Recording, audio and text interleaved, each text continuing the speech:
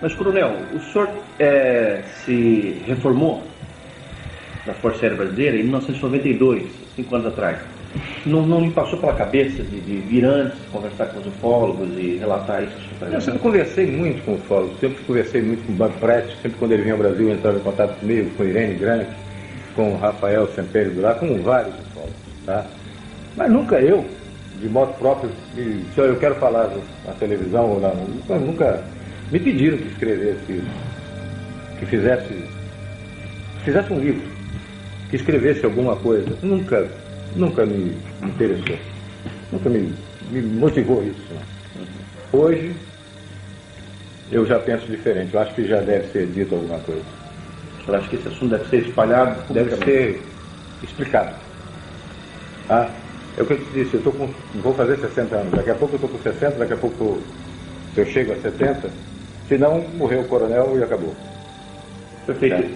E por que o senhor procurou a revista UFO para dar essas declarações? O senhor confia que a revista vai fazer um trabalho de divulgação do que o senhor está falando sem distorção? Veja bem, eu vou falar de Jevaé. Há muitos anos atrás, em 1917, nessa época, mais ou menos 77, 78, por aí, estive conversando com o Jevaé. 87, 88. Por aí.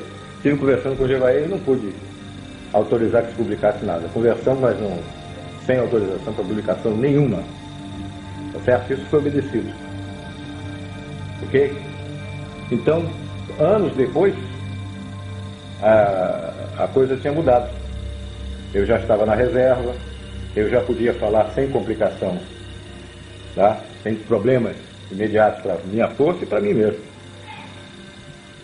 E por saber da seriedade da revista UFO, do Jevaé e dos amigos com quem eu sei, tá, que colaboram com a revista, eu conheço alguns, me dá mais tranquilidade de falar, que não há sensacionalismo, não há a conotação de sensacionalismo e publicar uma matéria por simples motivo de venda, vender o assunto, e sim publicar para esclarecer o assunto. Perfeitamente, muito obrigado. Não há interesse monetário nisso. Coronel, como é que tudo começou? Como é que foi o estupim inicial? Primeiro, assim, como foi o seu interesse pelo projeto? Foi anterior à Operação Prato? Não, veja bem, em 1952, 53, eu tinha 12 anos, para 13 anos, e estava na janela da minha casa em Belém e apareceu um objeto muito grande, tá, uma luz muito grande, sobre a cidade. Eu vi, e no dia seguinte, estava publicado no jornal que tinha parado, inclusive, em cima de uma federação de escoteiros, Federação Educacional Infanto-Juvenil, em Belém, FEIJ, F-E-I-J. Tinha uma competição de natação e tinha parado em cima realmente, todo mundo viu. Aí eu digo, olha, garoto, eu vi uma coisa e no dia seguinte estava no jornal. E aquilo despertou seu interesse? Eu sempre acreditei em vida extraterrena, sempre acreditei na possibilidade de que eles tivessem a curiosidade de estar nos observando, nos investigando, uma forma, num planeta com vida, alguma coisa de uma inteligência fora e estivesse observando, mesmo que o contato não fosse franco. O senhor chegou a entrar na aeronáutica por causa desse seu interesse pela vida fora da Terra? Sempre tive uma paixão muito grande pela aviação e pela vida militar. E como aviador, da FAB, o senhor foi chefe do serviço de intendente do primeiro comando? Foi. Quais eram as suas atribuições dentro desse cargo? Ela dava o suporte, todo o suporte administrativo e financeiro para as ações do comando. E quanto à seção de operações de serviços de informação, conhecido como A2 Aeronáutica, da qual o senhor foi chefe também? Sim, está muito ligada à segurança do Estado, certo? Muito ligada à segurança do Estado. Combate aos movimentos subversivos, ideias xenófobas que chegavam aqui, e aquela efervescência logo após a Revolução de 64, as ações de terroristas e grupos de Partido Comunista e essas outras coisas que a gente tinha que estar combatendo isso, era a segurança do Estado. Olha, consta do seu currículo também uma função bastante interessante. O senhor foi chefe do Serviço de Operações Especiais de Selva. O senhor deve ter um monte de experiências interessantes para contar a respeito disso. A Força Aérea, ela tinha uma ideia antiga de fazer um colar de fronteiras. Era a ideia de um brigadeiro que tinha muito conhecimento da Amazônia, uma pessoa inteligentíssima, o brigadeiro Camarão, João Camarão Teles Ribeiro. E ele tinha essa ideia da formação de um colar de fronteira, ou seja, de 200 e 200 quilômetros na orla da fronteira, um campo de pouso com uma missão religiosa, protestante ou católica, e um grupo de índios, uma assistência de uma pista de pouso, um grupo de religiosos para darem a assistência e a FAB dando suporte a tudo isso. Eu, como paraquedista, eu tinha também essa maior facilidade, maior adaptabilidade a esse tipo de missão. Teve muitas missões na muitas selva. Missões na selva. Conheceu muitos índios. Muitas tribos, muitos índios, abri muitos campos. Aculturados. Aculturados, não aculturados. E a gente sempre trabalhava em algumas missões, muito em contato, sempre coadjuvando as ações do Paraçá. Tá? Meu que grupo, é o Paraçá? Paraquedista de salvamento. Search and Rescue. Search and Rescue. Paraquedista de salvamento. Paraquedista de SAR. Search and Rescue. Serviço de salvamento. O senhor tomou conhecimento de algum tipo de descoberta ligada à arqueologia, ou alguma observação feita por militares na Amazônia, ligada a esse tipo de problema? Sim, alguns colegas, principalmente um que me lembro que relatou que sobrevoando no meio da selva ficou surpreendido por uma formação piramidal. Estava coberto por vegetação e parece que ali tinha havido algum núcleo de alguma civilização muito antiga e que, abandonada, a selva tomou conta. Mas havia uma formação piramidal nítida, com ângulos perfeitos de uma pirâmide. Isso aí foi observado aonde? No Amazonas. No estado do Amazonas? Não posso te precisar exatamente, mas foi, se não me engano, na região do rio Javari. Foi me relatado isso pelo coronel Valério. Está vivo ainda.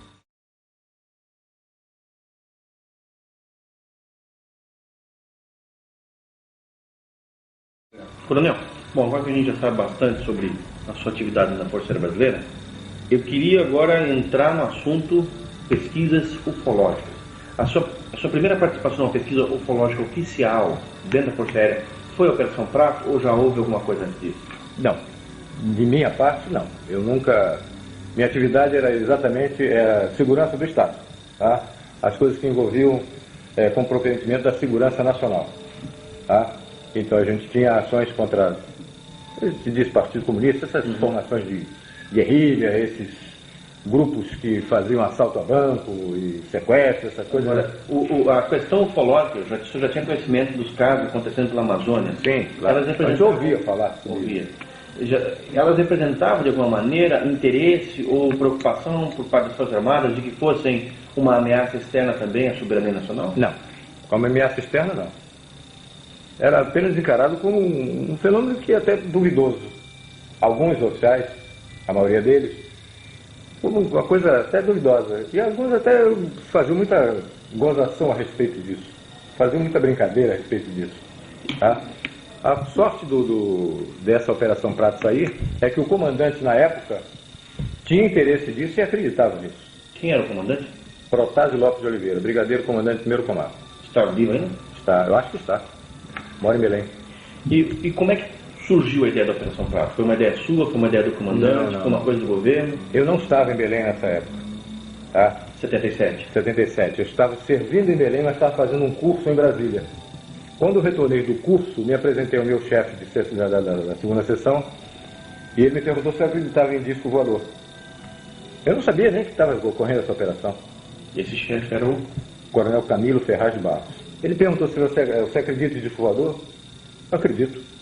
Aí ele disse, então agora você está encarregado desse caso. Aí me deu a pasta com o início da operação para que eu tomasse conta do assunto e ficasse encarregado do caso. De onde veio a ideia da operação chamar-se Prato? De quem veio essa ideia? Essa ideia, eu dei esse nome porque o Brasil é único no mundo, única nação no mundo que chama disco voador de disco voador. O francês chama de soucoupe volante. Soucoupe é pires. Soucoupe, pires voador. O português chama de prato voador. O espanhol chama de platilho volante. Tá? O inglês chama de flying saucer. É o pires. Eu sabia até como é que o russo chama também, mas não é disco voador. Não é. Tá? Então tudo é relativo a pires. Tá? Como a gente nomeia algumas operações, é uma espécie de código, e esse não podia ficar muito afastado da finalidade real da operação, não poderia chamar a operação disco voador. Também não queria chamar de pires voador. E Não. Ficou mais um primo parecido dele, o Prato. Prato. Agora, o senhor disse que o senhor recebeu uma pasta desse seu chefe, quer dizer que já havia então em andamento alguma investigação a respeito? Sim, quando eu cheguei os agentes já tinham sido enviados para investigar. Por quê? Porque essa coisa estava acontecendo muito na região de Colares. É uma ilha que pertence ao município da Vigia, é uma ilha no litoral, já no água salgada, no litoral do Pará, frente à Baía do Marajó. O prefeito de Colares, da Vigia, mandou um documento, um ofício, para o comandante do 1º Comar, porque essa coisa estava incomodando muito os pescadores. É uma ilha de pescadores aquilo ali. E estava incomodando muito os pescadores. Eles não conseguiam mais exercer a atividade, não conseguiam pescar. Porque eram sobrevoados, voavam em torno das embarcações. Às vezes alguns até mergulhavam lá da embarcação. Tá? Então, passavam a noite, acendiam fogueiras e soltavam muitos fogos. Os fogos de São João. Para afugentar os insetos. Quando havia o sobrevoo, isso. Então a população apavorada, ele pediu, como era coisa do ar, ele se dirigiu ao comando do 1º Comar, pedindo providências. E o brigadeiro mandou que fosse investigar. Houve em algum momento participação de Brasília nisso? Quer dizer, houve a instrução de Brasília para que fosse averiguado? Brasília pediu cautela, calção, confidencialidade? Não participei, na época eu era capitão. Eu recebi a ordem. Eu não participei desse entrelaçamento. Tá? Era do brigadeiro para a sessão. Nós éramos a segunda sessão dele. Então, se houve, era entre ele e Brasília. Eu não tinha que cumprir a missão que ele me determinou. Voltando então, Fábio, o senhor recebeu uma pasta com informações e passou a dirigir a Operação Prato. Como é que o senhor estruturou, em que divisões, em quantas pessoas, em quantas missões? Como é que o senhor, enfim, organizou a Operação Prato para conduzi-la? Bom, eu era o chefe, na época capitão, e tinha 5 agentes. Às vezes 5, às vezes 6, às vezes 4, mas eram basicamente 5 agentes, sargentos, que trabalhavam na segunda sessão. E a gente, no local, quer dizer, em campo, a gente dividia, às vezes, a equipe em 2, 3 equipes, para 2 ou 3 posições de observação. Claro que em contato com o walkie-talkie, tá? Comunicação rádio. Os objetivos eram observar um disco voador, fotografar, atirar no disco voador, enfim. E realmente tirar a prova, botar a claro isso, tá? Porque todo mundo falava. Aí apelidaram logo essas coisas que estavam acontecendo, apelidaram o chupa-chupa, tá? E ficou conhecido na época como chupa-chupa. Mas a Força Aérea precisava saber o que estava realmente acontecendo. O que era isso que estava acontecendo no espaço aéreo brasileiro? Porque nós temos a responsabilidade sobre o espaço aéreo brasileiro, a Marinha é sobre a água territorial brasileira, o mar territorial brasileiro. E o Exército, a parte de segurança de terra. A nossa parte tinha que ser cumprida. E qual é a origem, vamos dizer assim, desse nome? O que motivou, vamos dizer assim, esse tipo de denominação por parte da população em relação ao fenômeno? Bom, havia uma série de relatos de pessoas que tinham sido atingidas por uma luz e que julgavam que ele estivesse sugando o sangue das pessoas. Porque realmente, depois a gente foi verificar, tinham algumas, principalmente mulheres, no seio esquerdo, uma marca, como se fosse 2 furos de agulha, tá? E em torno, uma mancha castanha, como se fosse uma queimadura de iodo, tá? As pessoas diziam que tinham sido sugadas, o sangue tinha sido sugado, uma parte, uma parcela pequena do sangue tinha sido retirada. Então passaram a apelidar de chupa-chupa por causa desse fato.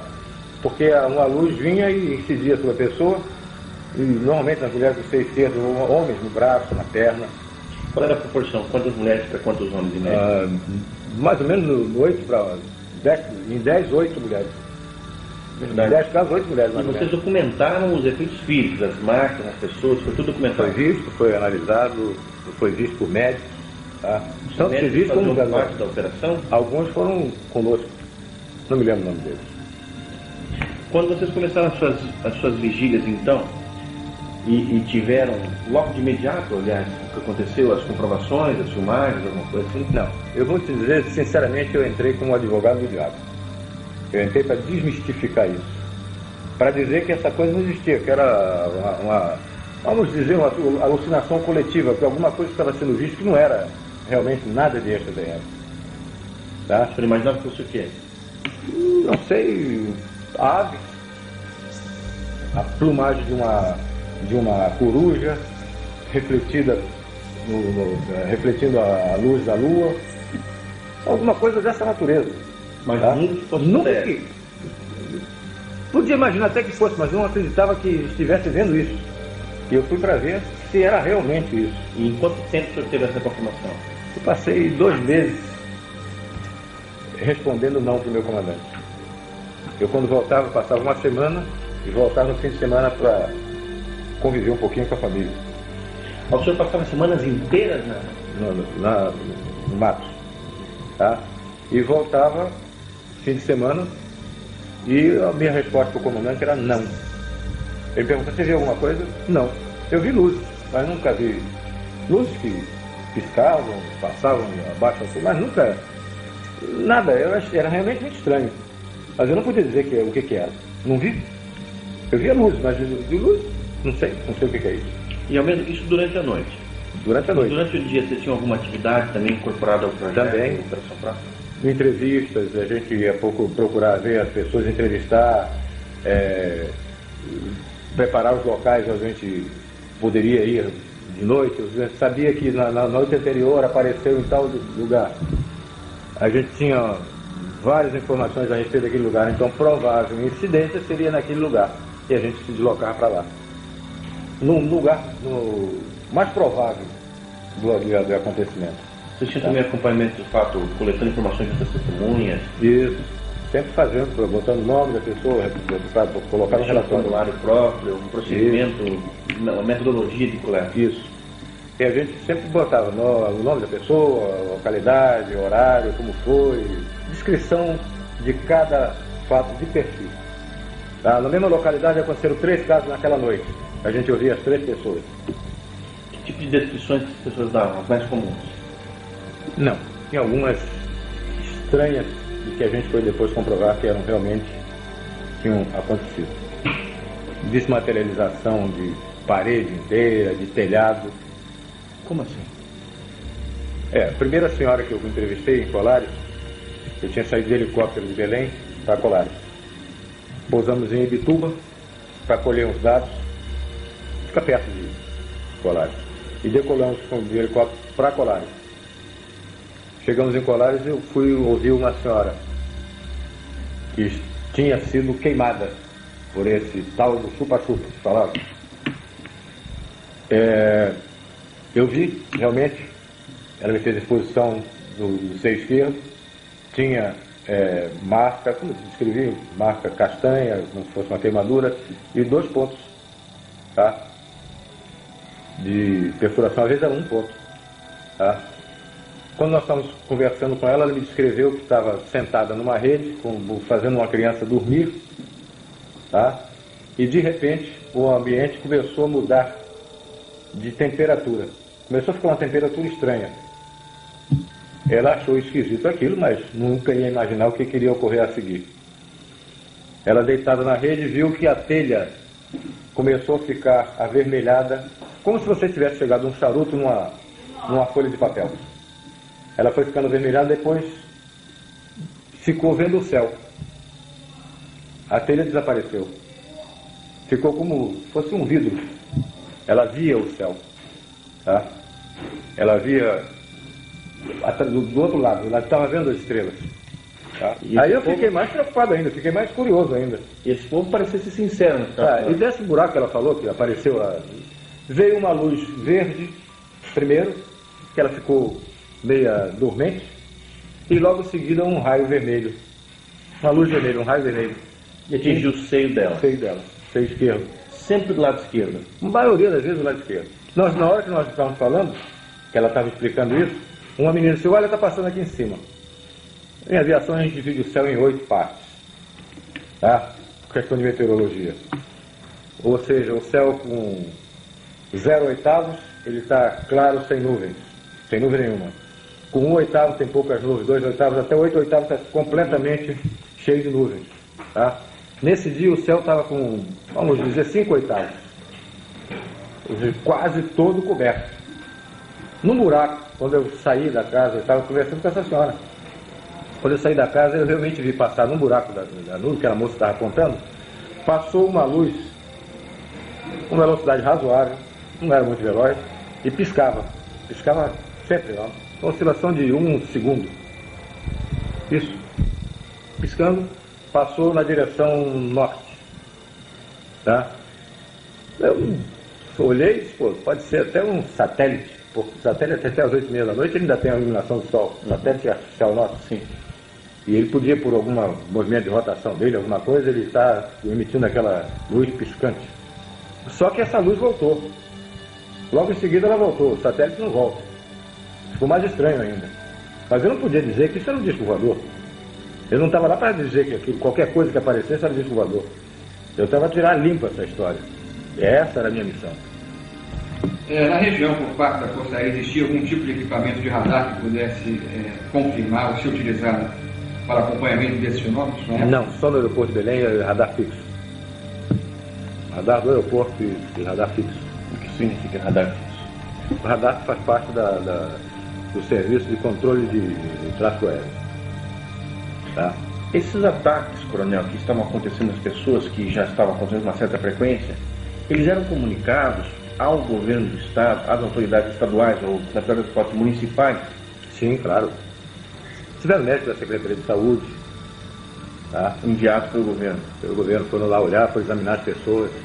E daí, isso, confirmaram os fatos? Eles ouviam o lugar queimado e examinavam, tomavam depoimento do paciente, procuravam, mas não fazer mais nada, porque não tinha, isso não acarretava nada. As pessoas se recuperavam facilmente? Elas ficavam muito apavoradas, algumas diziam que tinham ficado enjoadas, ficavam dormentes por alguns dias. Um cidadão uma vez veio nos procurar, ele tinha, próximo da casa dele tinha aparecido uma luz dessa, mais próximo, tá? E focou na direção dele, já não era mais essa luz vermelha, uma luz com um foco de um helicóptero, mas não era helicóptero, era realmente uma nave. Ele correu dentro de casa, pegou uma arma, uma espingarda e apontou para de onde vinha essa luz. Veio uma luz mais forte, ele caiu, ficou dormente, ficou uns 15 dias com problemas de locomoção. Tá? Mas não houve nada sério, ele não foi atingido por nada, assim que por um projetil ou qualquer coisa dessa natureza. Apenas uma luz que cortava energia e que deixou ele sem movimento. E as autoridades federais, o governo federal, estavam avisados, estavam informados que esse tipo de coisa absurda estava acontecendo na região? Acredito que sim, mas eu desconheço. Eu apenas recebi a ordem do meu comandante, não mais nada disso. E esses depoimentos que o senhor tinha dessas pessoas aconteceram logo no início da Operação Prato? Logo no início.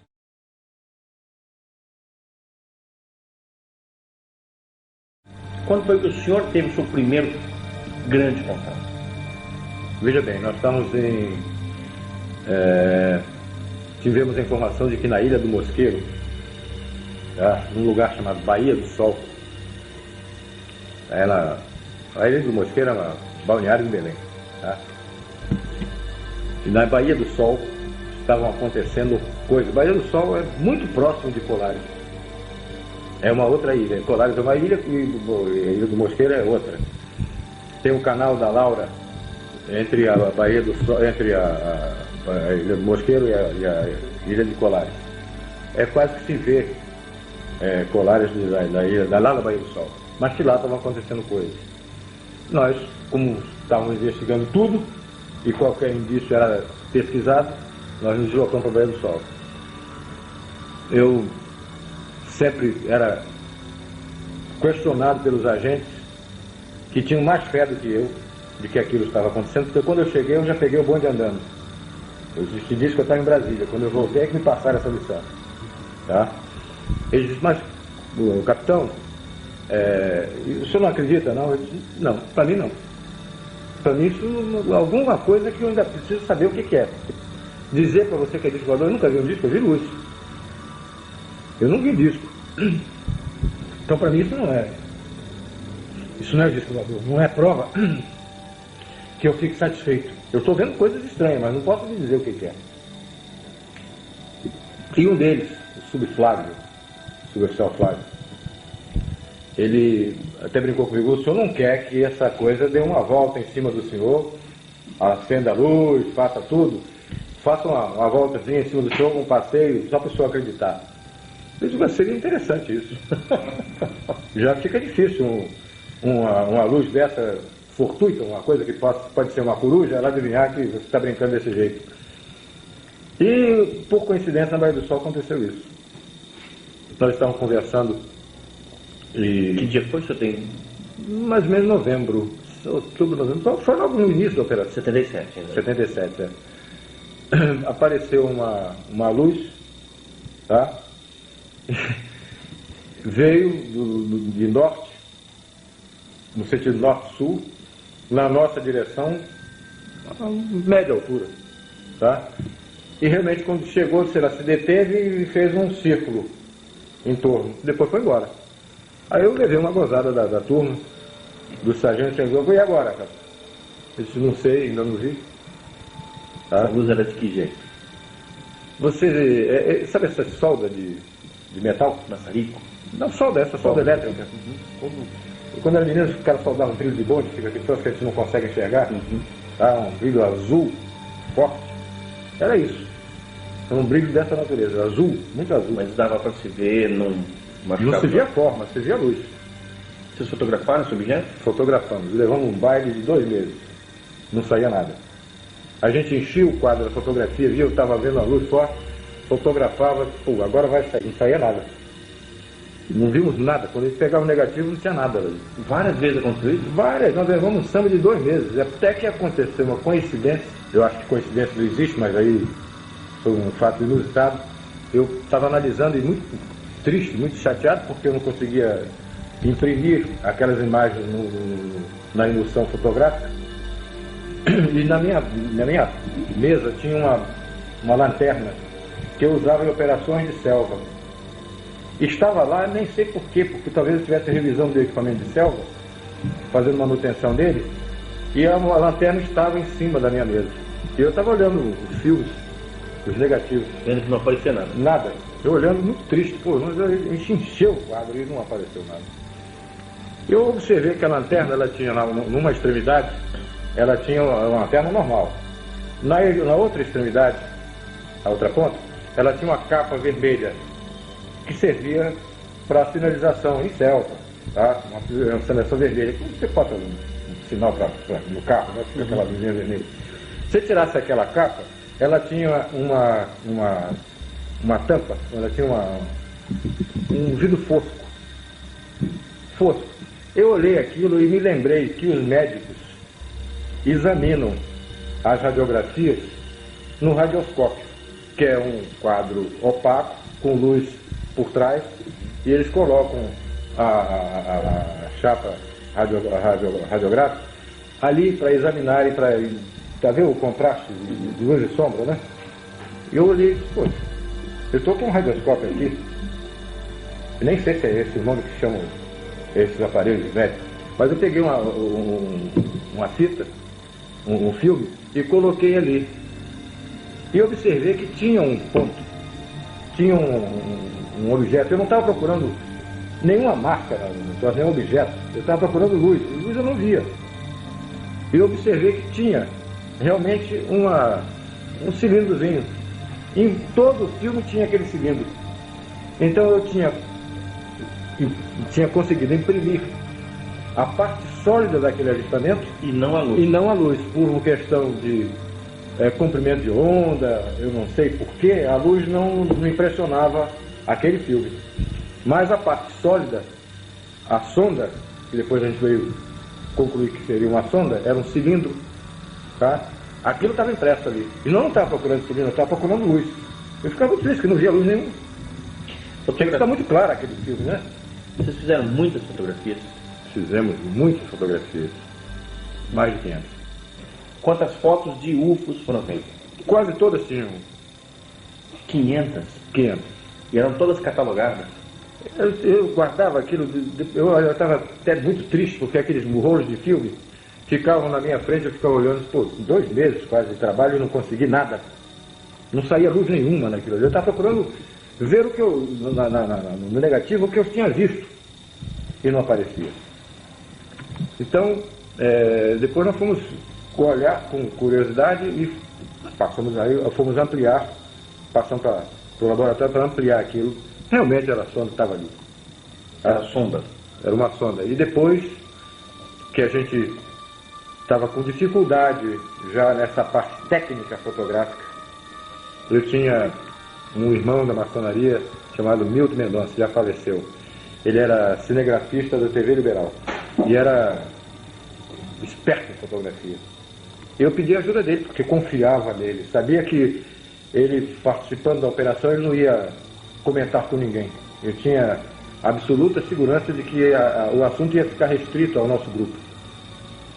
Informei o meu comandante de que eu estava com dificuldade na parte técnica de fotografia e pedi essa ajuda ele autorizou. E o Milton, algumas vezes, esteve conosco e sempre auxiliava. Nós passamos a fios especiais.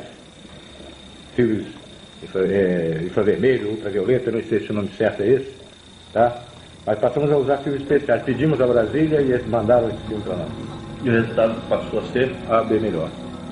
objetos grandes. Já passamos a ver alguma coisa, filme, a luz e outras formas que a gente nem imaginava que pudéssemos impressionar a emoção com essas formas. Esses objetos vistos, qual era o padrão mais comum quanto à forma? Ou quais padrões apareciam e foram constatados por vocês? No início nós vimos o que todo mundo falava, inclusive o padre Alfredo Delaó, já morreu também, padre americano, que era o pároco lá de Colares. Ele me falava de uma sonda que ele tinha visto várias vezes, era como se fosse, e mais ou menos do tamanho de um tambor de óleo de 200 litros. Essa sonda voava com um voo irregular, ela não tinha um voo seguro, ela voava como se estivesse balançando. E emitia luz. E às vezes andava uma ou duas juntas. Saía de onde? Ia para onde? De repente a gente via a luz e ela vinha em cima normalmente em cima da equipe. Vocês chegaram a perceber algum tipo de interação em relação ao que vocês estavam fazendo e o próprio fenômeno? Algum tipo de reação do fenômeno em relação ao que vocês estavam fazendo? Uma coisa muito estranha, essa pergunta é muito interessante.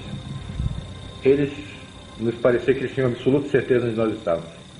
Eles não procuravam. Eles estavam em cima da gente. Depois de algum tempo que nós estivemos lá, vamos dizer, depois de um mês, as coisas eram em cima da equipe. Eles já estavam em cima da gente, eles sabiam o que a gente estava fazendo. Você podia se deslocar, você estava aqui e ia para outro lugar. É lá que eles iam. Como se eles tivessem conhecimento da nossa movimentação, sabiam com segurança onde nós estávamos. E o que estavam fazendo? E o que estavam fazendo. Por exemplo, esse caso que eu te falei da Baía do Sol.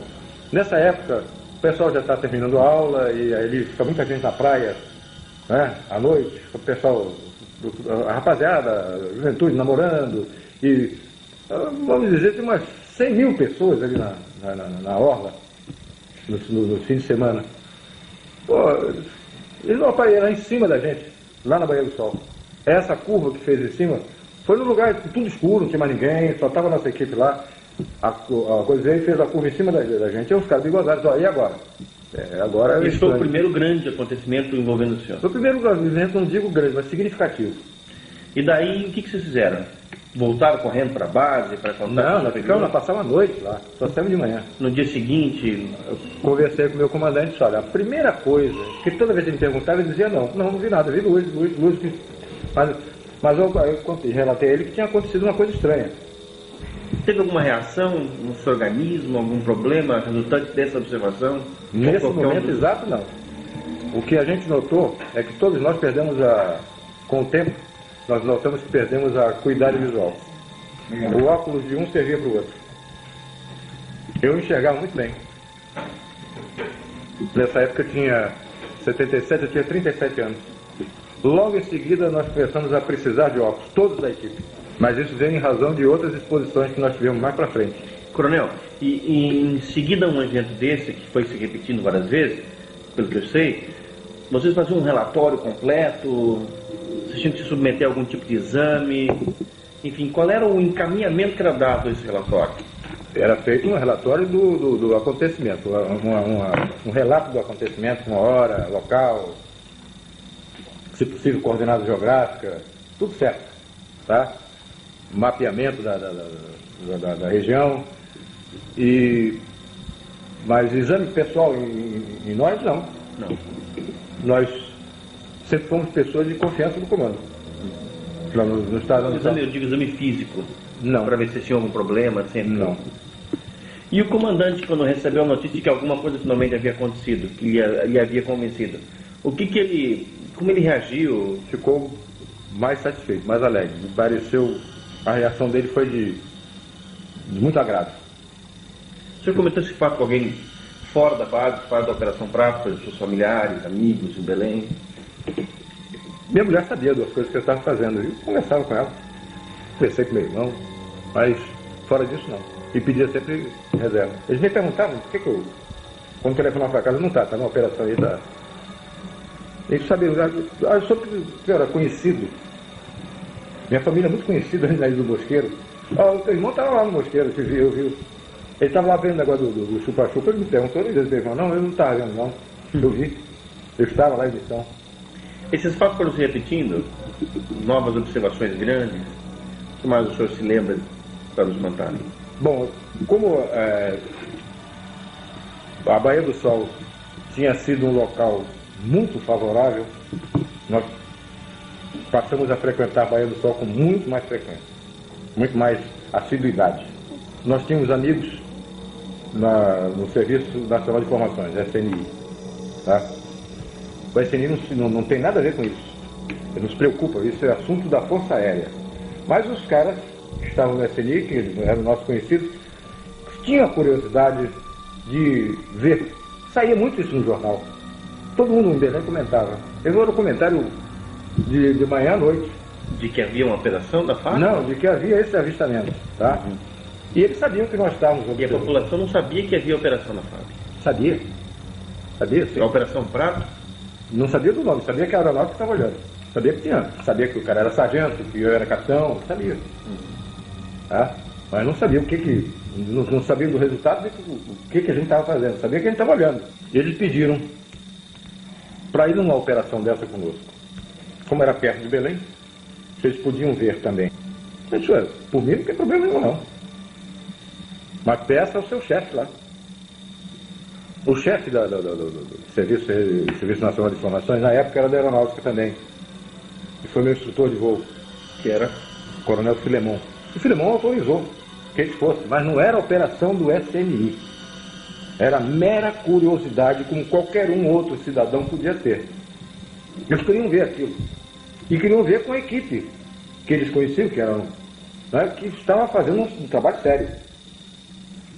E estava nos locais que já por experiência eram os mais prováveis. Então não teriam nenhuma possibilidade de perder assim muito tempo.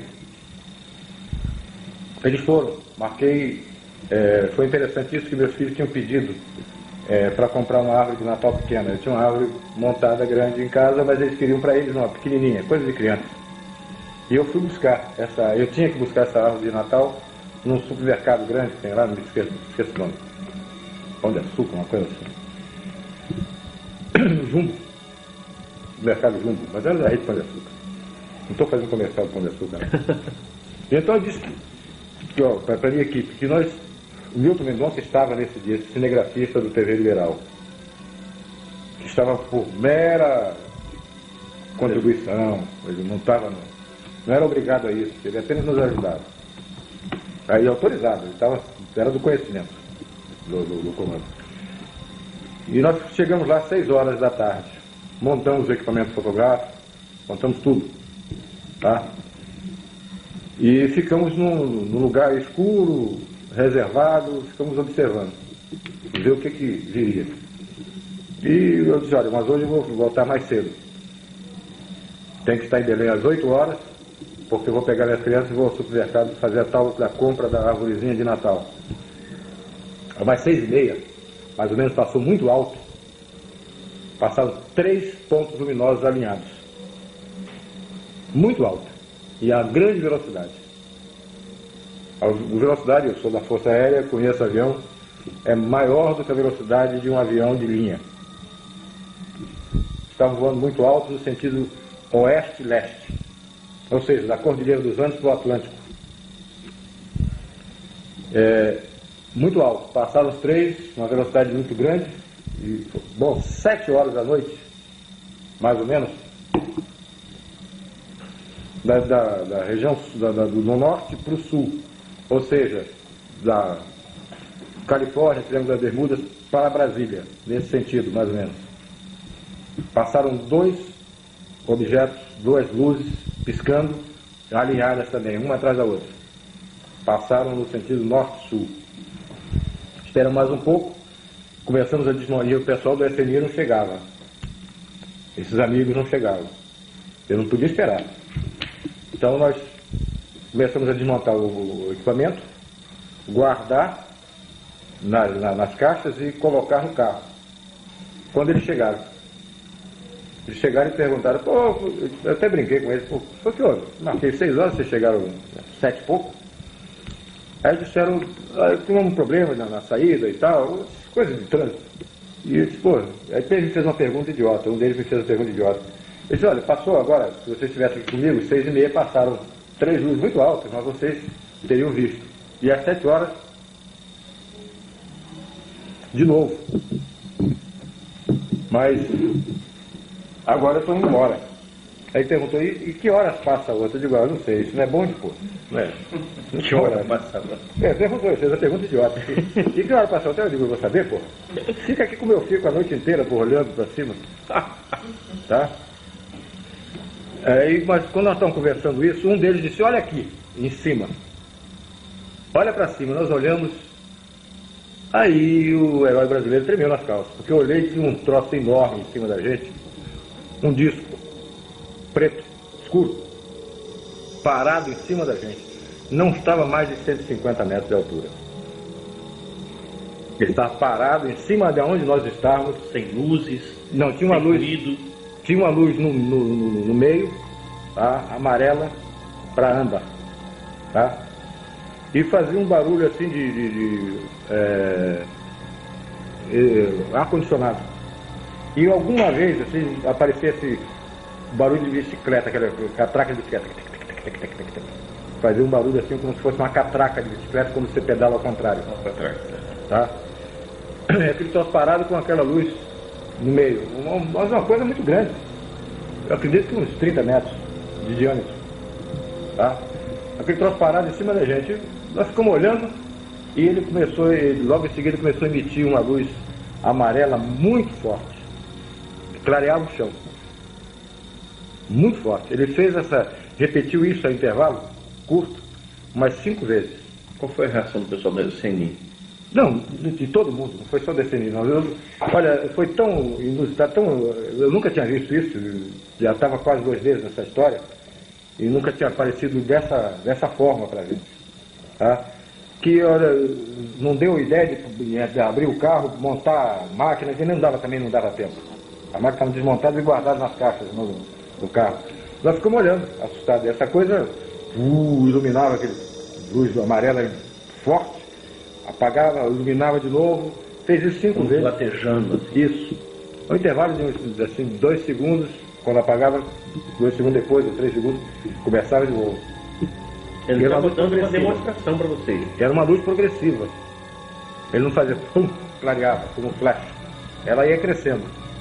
Depois voltava do mesmo jeito. Era Sentiram pulsando. que alguma coisa que tinha a ver com vocês ali. Isso, em cima da gente. Ele está parado em cima da gente. O lugar nós estamos escuro, ninguém sabia que ele estava lá. Só nós eles, né? Agora eu sei que só nós eles. Houve alguma outra ocasião em que outras equipes de outros órgãos do governo? Não.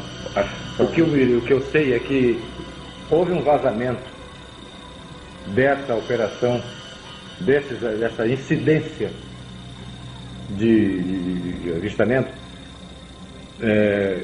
Eu acredito que o foco disso foi no Aeroclube. Tá? E Clube de Belém. de Belém. E uma equipe um jornal da época, não sei se esse jornal existe, eu acho que ele foi comprado, era o jornal, parece que era o Estado do Pará. A equipe do Estado do Pará foi para o lugar onde a gente ia, eles foram uma manateta, eles já sabiam onde é que a gente estava, eles foram por ali. Nesse dia nós não estávamos lá, nós estávamos em outro lugar. Eles foram ver essa coisa e não se deram muito bem, não. Tá? Viram alguma coisa? Viram uma coisa que eles nunca mais voltaram para ver.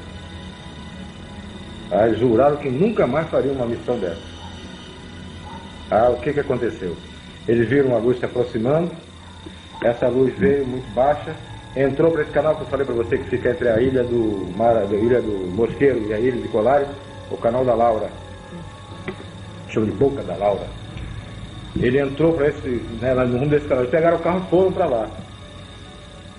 Essa luz se dirigiu para eles, na direção deles, focou em cima deles, eles estavam no carro, o teto do carro ficou translúcido.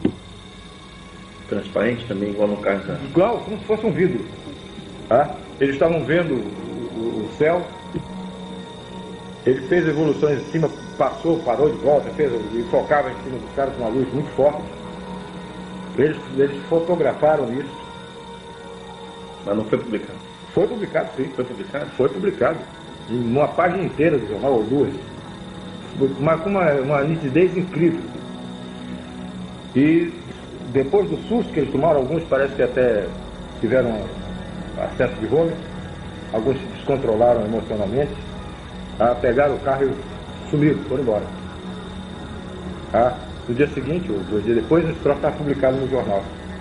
Uma reportagem vasta. Quem pode dar informação dessa reportagem é o Pinon. É fácil encontrar no Aeroclube de Belém. Era piloto, comandante Pinon. Muito ligado a uma pessoa que está bem ligada a nós, que é Daniel Revista. Um empresário, um empresário paulista, ele mora lá, que é o José Luiz Lourenço Martins. Eu acho que ele não é contemporâneo do seu evento de um tempo para cá. Enfim, em algum momento da Operação Prato, vocês estavam toda hora mandando relatórios do que acontecia lá para a chefia, né? Mas em algum momento vocês perguntaram se haveria possibilidade de informar a população sobre isso? Não foi feita essa pergunta porque a gente sabia que não era possível. Não seria cabível essa pergunta ao comando, porque isso era assunto de coletar dados e entregar ao comandante. Isso era tratado com confidencialidade. Isso. Nós tínhamos que coletar dados, documentar, fotografar, filmar se possível e entregar, informar ao comandante. Daí para frente o destino era dele. Ele que daria. O senhor tem ideia do que era feito nesse ano? Claro, o tratamento era feito por nós, ele era preparado, era classificado. Tá? Depois que o senhor tem ideia que ele fazia com material de informado ao comandante e depois era arquivado. Dentro do comando. Primeiro comando. Isso aí é para Brasília? Depois foi. Foi informado Brasília na época, sim. Qual é a reação? Não acreditava, não. Não acreditava? Até brincavam, alguns companheiros. Vocês tinham conhecimento que a Força Aérea Brasileira já tinha instituído um sistema de pesquisa ufológica há quase 10 anos antes, em 1969, chamado Sistema de Investigação de Objetos Aéreos Identificados? Nessa época eu era tenente na base aérea de Belém. Foram distribuídos vários folhozinhos, vários livretos com Silani, Oani, tem um nome até, Silani, uma coisa, pedindo que fosse alguns oficiais que se interessassem, que dessem informações a respeito, fizessem relatórios, ou dessem depoimento a respeito. Eles diziam logo depois que se morreu. Foi em 1968, isso, se não me engano. Por aí. E em algum momento houve a participação de militares norte-americanos pedindo informação, ou querendo trocar informação, ou vindo ao Brasil para acompanhar o trabalho de vocês? Que eu saiba, não. Ou o trabalho de qualquer outra equipe? Não, que eu saiba, não. Se isso ocorreu, foi em alta esfera e eu era capitão, não me metia, né? Não me saber. Essa incidência desse fenômeno, ela chegou a ser diária? Era diária. Muito ativa. Vocês detectaram vários tipos de objetos, então sondas, naves. Depois a gente chegou a verificar que em pelo menos 9 formas a gente conseguiu determinar, classificar como formas de naves. Alguns eram sondas, alguma fotografia parecia uma nave maior e dela saindo naves menores. Depois essas naves menores voltando para essa nave maior. Tudo isso como se fosse uma nave mãe recebendo ou naves ou sondas menores. Isso foi documentado fotograficamente? Foi. E filmado também. Quais eram os equipamentos que vocês utilizaram para registrar todo esse material? Máquina fotográfica, não posso dizer, de conta, sei lá, mas eram máquinas fotográficas, Profissionais. teleobjetivas, de 300, de 1000. Essa de 1000 é um terror para trabalhar com ela, porque ela tira de foco rapidamente. Qualquer bobeada, qualquer movimento, ela já saiu de foco. Era um terror, era um trambolho enorme, uma bicha desse tamanho, enorme, que a gente não conseguia operar muito com ela, não. Até para focalizar era muito difícil. E filmadoras? Filmadora. Algum outro tipo de instrumento além desse? Gravador. Para gravar as reações de vocês? Possibilidade de algum ruído, alguma coisa. Vocês tinham expectativa de que essas naves entrassem em contato com vocês? Esse era um dos objetivos do projeto da Operação Prato? Olha, a gente estava exposto a tudo. Para te falar a verdade, eu não estou fazendo mistério nem sensacionalismo disso aí, porque não me interessa nenhuma coisa dessa natureza. Podia acontecer qualquer coisa, mas a gente estava em uma operação militar, era obrigação militar. Se ocorresse, ocorreu em serviço. Vocês estavam portando arma? Não. Nenhum momento? Nenhum momento. Eu nunca pensou em levar uma arma? Não. Por via das dúvidas? Nenhum momento. Nunca andamos armados, não interessava, não esperávamos que houvesse necessidade, portanto não tinha, nunca foi nem pensado na montagem da operação, na parte logística da operação, alimentação, transporte, não sei o que, armamento. O armamento estava fora, nunca foi pensado em arma disso aí. Houve alguma expectativa em algum momento, dentro da operação, de que esse fenômeno pudesse ser perigoso, em termos de objetivos? Uma vez, sim. Uma vez foi muito forte o aparecimento, e você tem que detalhar como foi, mas realmente essa coisa aconteceu e eu tive muito medo de que houvesse uma abdução. Como é que foi isso? Só para te fazer um parênteses, não te interrompendo e já tendo interrompido, eu depois fui conversando com Rafael Semperi Durá. O Rafael me deu um tremendo de um esporro. Me chamou de maluco, de irresponsável, tá? E disse: você está proibido, você tem comandante, mas eu que sou seu amigo estou lhe proibindo de fazer uma coisa dessa. Nós estamos numa embarcação, ancorada na margem do rio, e a coisa parou na frente da gente a 70 metros. Como é que era essa coisa? Bom, para te responder essa pergunta, eu tenho que dizer por que nós estávamos lá. Vamos ouvir então a história completa.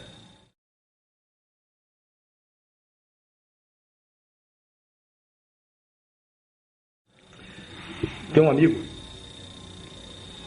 que era oficial, é oficial da FAB, na época, capitão Vitor polonês, Vitor Jamielniaski, é o nome difícil, aliás, mas fica só com o Vitor que fica mais fácil. E o Vitor gostava muito de pescar. Ele estava pescando esse rio gostoso de pescar, muito fácil. Pois é, ele pescando, ele conseguiu, ele soube de um caso, ele sabia que eu estava, toda a Força Aérea sabia que a gente estava nessa investigação. Ele soube de um caso de um rapaz que trabalhava como, ele apanhava barro para essa olaria, tá? Ele tirava barro lá no rio para essa olaria. E ele soube de um caso que ocorreu com esse rapaz e sabia que eu estava investigando e foi me procurar, me contando sobre o Luiz. Essa olaria era a olaria Koiffer, de Paulo Koiffer, dono do Foto Koiffer lá em Belém. Keuffer, K-E-U-F-F-E-R. E ele me falou sobre esse Luiz. Eu mandei buscar o Luiz. Mandei um agente lá com um carro apanhar o Luiz, que eu queria conversar com ele. Ele me contou um fato incrível. Ele, quando estava colhendo barro, ele viu vestígios de que havia caça comendo restos de flores de uma árvore que estava em floração, tá? Na beira do rio. Ele acompanhou e viu onde é que essa caça comia. Era a paca. Você conhece a paca? Conhece. Tinha uma paca comendo nesse lugar. Eu disse, pô, eu vou voltar para pegar essa paca, tá? Vou matar essa caça aí. Levou o barro para a olaria, esvaziou o batelão, era uma embarcação de uns 7 a 9 metros, motor de centro. Ele foi, deixou o barro lá, esvaziou a embarcação, passou na casa dele, apanhou uma espingarda e voltou para lá de dia. Preparou um giral, onde ele pudesse ficar, numa árvore baixa, armou uma rede e ficou com a lanterna e a espingarda lá para esperar que a caça chegasse para ele atirar. Escureceu, ele estava lá em cima no giral, sentado na rede dele lá, esperando ouvir algum barulho para começar a se preparar para atirar na caça. E passou por cima dele uma luz muito forte. A luz passou e logo depois voltou e parou em cima dele. Parou em cima do centro dessa nave que ele me descreveu, e não era de forma discorde, não. Era uma forma como se fosse a cabine de um Boeing, uma forma elipsoide. Do bojo dessa, do ventre dessa nave, abriu uma porta e desceu um ser, com forma humana. Desceu, eu perguntei a ele se desceu por escada de corda ou de metal, alguma coisa assim. Ele disse, não, ele desceu sim, tinha um foco de luz. Ele desceu, né, com os braços abertos assim, forma de delta. Ele desceu. Quando ele se aproximou, quando ele viu que ele ia descendo, ele pulou fora. Ele pulou dali onde ele estava e se escondeu próximo. E ficou observando, botou um galho, um ramo de árvore no rosto, e ficou vendo o que estava acontecendo. Esse ser chegou, tinha uma luz vermelha na mão. Ele não era uma lanterna que ele segurasse, era uma coisa que talvez estivesse por aqui, assim, na palma. Aí ele, uma luz vermelha na mão, ele desceu, examinou a rede dele, examinou o lugar onde ele estava, e ele estava com um ramo de folha na frente, lá, olhando, escondido lá, morrendo mesmo. Né? Esse ser depois não procurou, não ficou vasculhando, procurando onde ele estava. Ele foi direto onde ele estava. Ele focou direto onde ele estava. Era uma luz vermelha. Quando ele viu que tinha sido localizado, ele correu por dentro da vegetação. O rio ali sofre muita influência, sofre total influência da maré. Ele baixa e sobe de acordo com a maré. Vira uma lama preta. Isso. Ele saiu por ali, para aquela margem, tropeçando em tronco, em raiz, e com dificuldade de caminhar. Esse ser voltou para a nave, e a nave passou a entrar na calha do rio. E perseguia ele a baixa velocidade, só que ele estava dentro do rio. A altura das árvores. Algumas vezes abaixo da copa das árvores, no cavado do rio. E acompanhando, mas bem devagar, e ele estava com dificuldade de andar. Como ele pretendia caçar e voltar, ele não entrou com o barco, porque senão o barco seria encalhado com a baixa da maré. O barco ficou num lugar onde tinha flutuabilidade. E nesse barco tinha um garoto de 9 anos de idade, na época, e um amigo dele que ficou tomando conta do barco. E ficaram pescando siri. Tem muito siri nesse rio. Eles ficaram pegando siri. E o cara estava ouvindo com o radinho o jogo do Campeonato Brasileiro, esse jogo de futebol que passa a noite. Aí estava ouvindo. E ele veio andando, veio correndo e gritando. E gritava para chamar a atenção dos amigos, que ele queria entrar no barco e ir embora. E essa coisa atrás dele, acompanhando. Ele, quando chegou perto do começou a gritar desesperado, até que o garoto chamou a atenção do companheiro dele, e o cara largou o futebol e olhou, ele apontou, olha ali, o cara viu. Todos eles viram, quando eles viram, eles pularam para dentro d'água. Em vez de ajudar o Luiz, eles pularam dentro d'água, abandonaram o barco.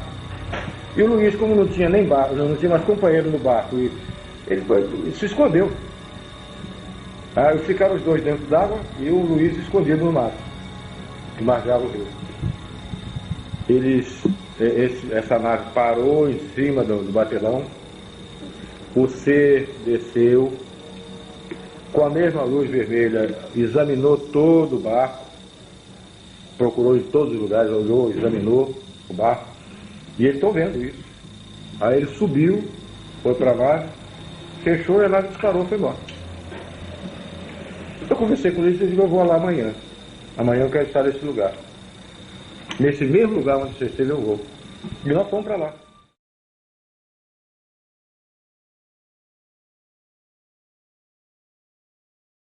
Conversamos com o Paulo Costa, que é o dono da olaria, ele autorizou e nós fomos para lá. Quando nós chegamos, eram as 7 horas da noite, mais ou menos, estava chovendo. Uma chuva, não era temporal, era uma chuva. Agora, os agentes foram para dentro de uma casa, que era a casa do zelador, lá do caseiro, lá dessa olaria, do vigia. Foram lá tomar café, uma bolachinha, uns troços lá qualquer. E eu não ia me preocupar com café, com coisa, eu era o chefe da equipe. Eu não podia estar me preocupando com café nem bate-papo. Eu estava lá olhando, fiquei olhando para ver se viu alguma coisa, se alguma coisa acontecia. Realmente, quando eu estava do lado de fora, veio não vi uma forma, era uma coisa escura. Não deu para detectar a forma, se era discoide, se era oritizante, não dá. Estava chovendo. Mas você via a luz. Uma luz verde, forte, e uma luz vermelha. E esse troço fazia um barulho.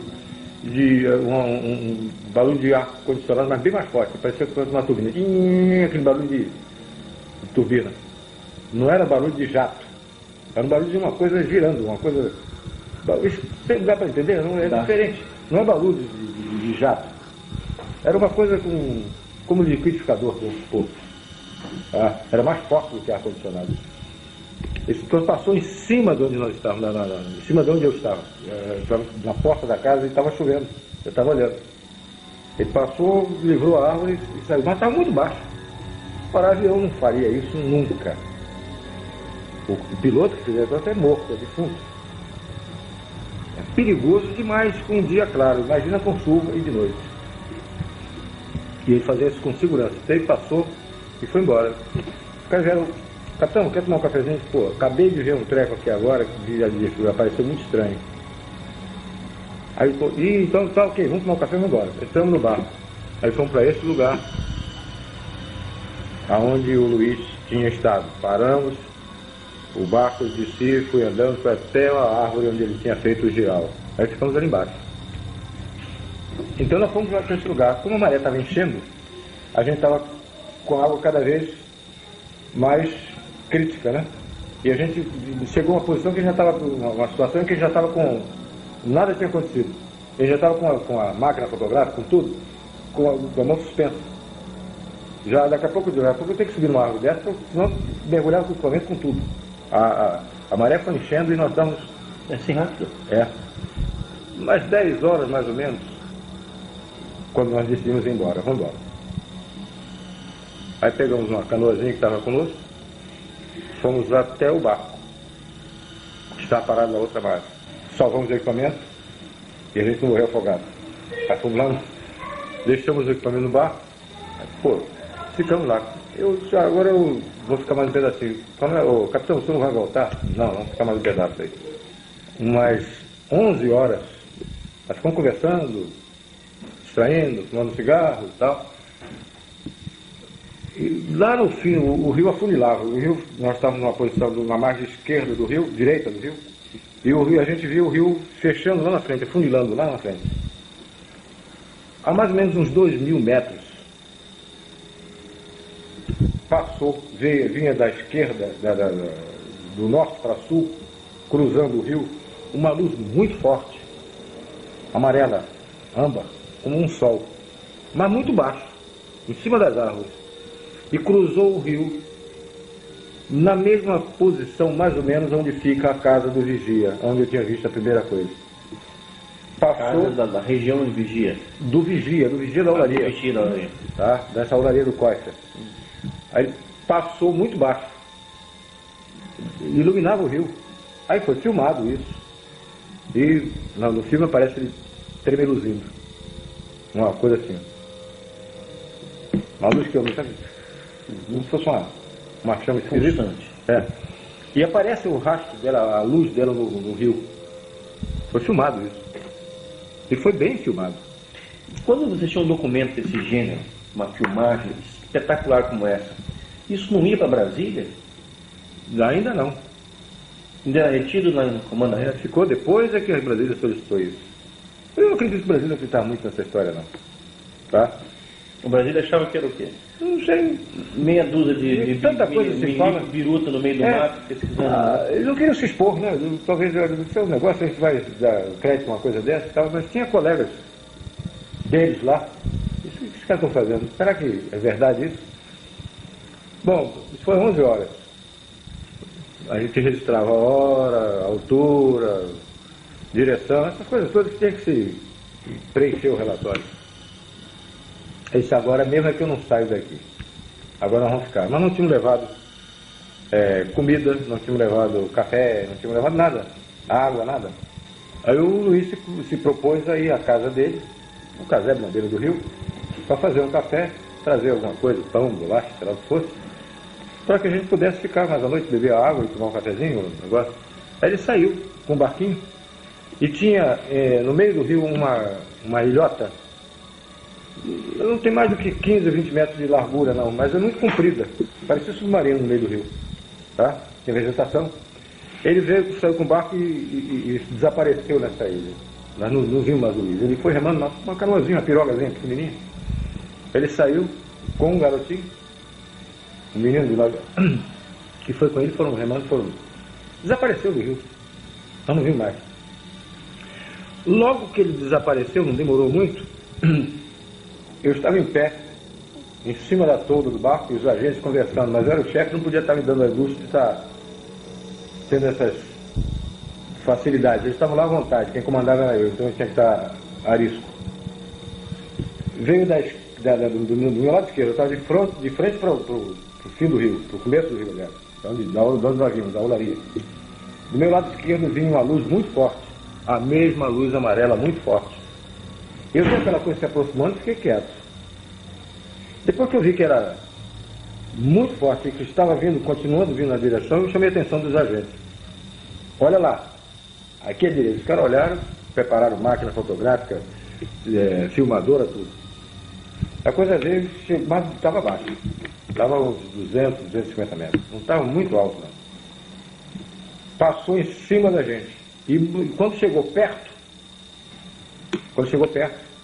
na margem do rio, apagou aquela luz amarela, aquela luz forte, amarela, aquele sol amarelo, que a gente não via a forma, só via a luz. Apagou, de repente. Aí nós vimos uma forma estranha, uma forma de uma bola de futebol americana, aquela bola de ponta, tá? Aquela bola de futebol americana, muito grande, e como se fosse esse abajur, translúcida, tá? Só que tinha janelinhas no meio. Toda a extensão dela tinha uma janelinha. Eu não vi ninguém atrás daquela janela. Mas que tinha janela, tinha. Tá? E era uma coisa muito grande. Mais ou menos uns 100 metros. Bem grande. Uma bola de futebol americana grande passando em cima da gente. A baixa altura. E fazia um ruído estranho. fazia um ruído de esse ar-condicionado. Quando ele passando devagar em cima da gente, de propósito, devagar, bem devagar. A máquina filmadora estava acionada e o mecanismo dela faz um ruído. Eu pedi que o agente que estava mexendo, estava filmando, que ele parasse de filmar. Porque eu queria tirar dúvidas. Eu não queria confusão desse ruído da máquina com o ruído que eu estava ouvindo. Aí ele bati no japonês, eu falei que o cara era japonês, bati no japonês e ele parou. Um é Flávio, o outro é japonês. É. Ele parou de... Você está ouvindo? Ele estou. Era esse barulho da catraca. Aquele... Tinha um barulhozinho desse esquisito lá no meio. Tá? No meio desse barulho, esse oscilante. Tá? Aí ele continuou filmando, fotografando e tudo. Essa coisa passou, foi embora. Entrou no rumo do continente, do lado de Belém, foi embora. Não desapareceu, foi embora. Tá? Aí, bom, agora piorou, agora mesmo só sai daqui quando eu vi mais coisas, porque agora está pintando que pode acontecer mais alguma coisa na frente.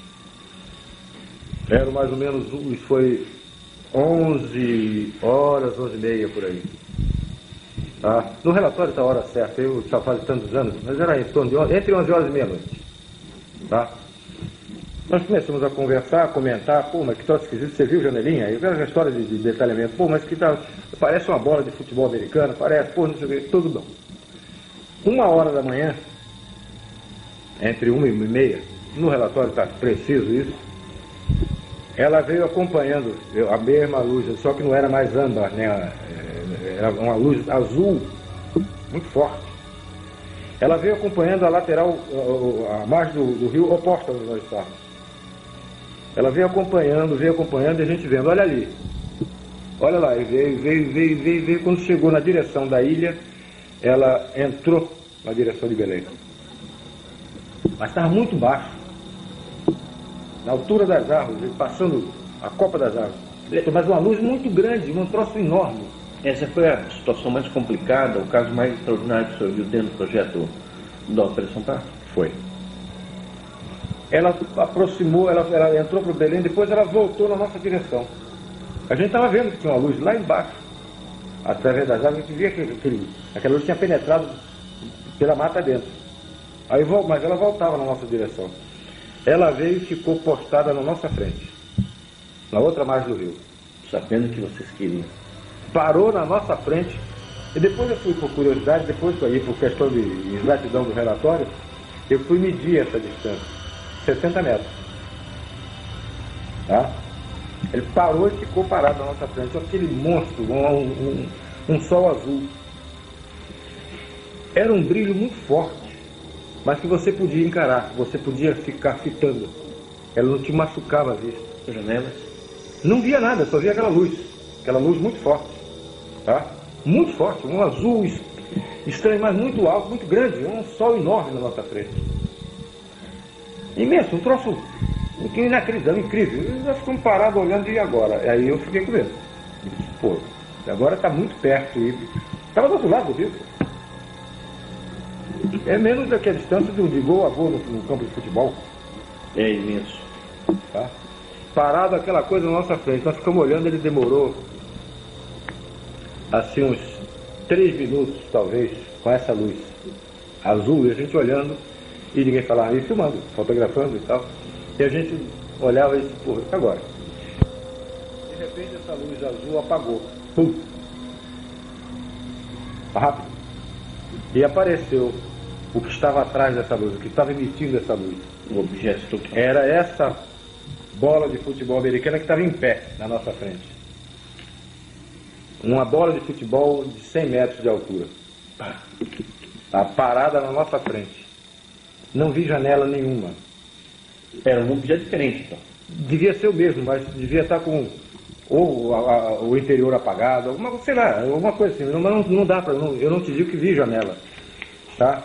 Vi aquela bola de futebol, aquela coisa na nossa frente. ficou mais algum tempo e de repente ela ficou com medo de agora. Todo mundo ficou com medo de agora. Se esse cara vem e carrega a gente, como é que fica?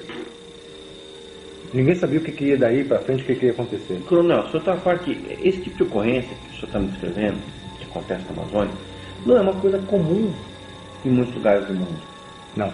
Não é. Isso é uma coisa extraordinária. Dentro da ufologia, são depoimentos, primeiro, absolutamente qualificados, que foram feitos por várias testemunhas, o objeto é visto por várias testemunhas, todas elas qualificadas, e dentro de uma função militar que é justamente ligada a isso. Agora, o que na sua opinião é o objetivo dessas naves? Na sua opinião, essas naves insistiam tanto em aparecer no Nordeste, na Amazônia? Enfim, o que passava pela sua cabeça? O que era isso? Vou te responder uma conclusão minha, pessoal. Essa conclusão eu expus a alguns amigos sérios, que ufologia eu trato com muita seriedade. Passei a me interessar muito mais depois que a aeronáutica parou, eu continuei interessado no assunto. E para mim é um assunto muito sério. Eu descarto muita coisa de avistamento que eu não vi, não tenho certeza. Então passei a estudar com muito mais seriedade isso. E fui procurar entender, eu já tinha visto. Agora eu queria entender. Eu queria tirar conclusões daquilo. Tá? Conclusões que eu não podia colocar no relatório. Porque eram conclusões minhas de estudar, de procurar entender, que não cabia no relatório. Tá? Eu fui oficial, como eu te disse, eu fui oficial de operações de selva. Tá? Por isso que vem minha conclusão.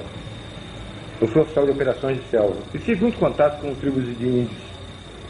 E a gente tinha muito cuidado, tinha muita preocupação de não transmitir para os índios alguma doença que tivesse contida em nós, controlada por anticorpos nossos, que eles não tinham, e você pudesse passar para ele uma gripe, um sarampo, uma difteria, alguma coisa dessa natureza, uma tuberculose, porque nós temos esse... É uma tragédia isso. Nós temos isso dentro do nosso corpo, mas controlado.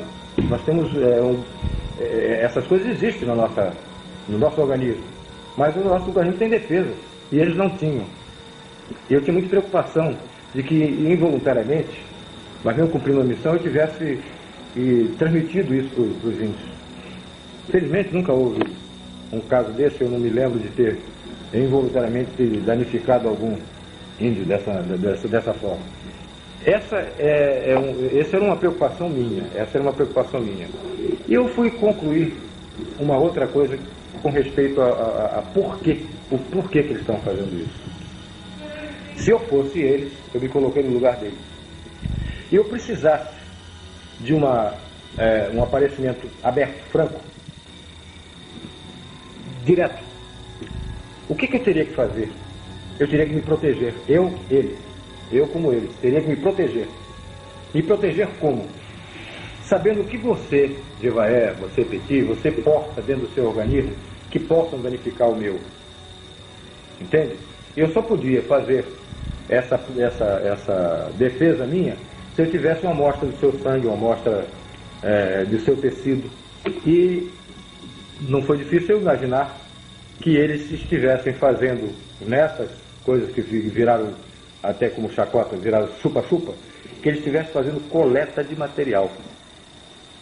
Que eles estivessem coletando sangue para ver o que estava contido naquele sangue que pudesse danificá-los num contato necessário futuro. Certo? Então, e não só o sangue, como também material, células. Eu não sei o que essa luz com alta energia, o que ela podia fazer, se ela podia transportar esse material também. Partículas do corpo, pedaços do corpo, tá? Que pudesse ser mais tarde analisado por eles. Ou talvez até hoje está em moda esse negócio de clonagem.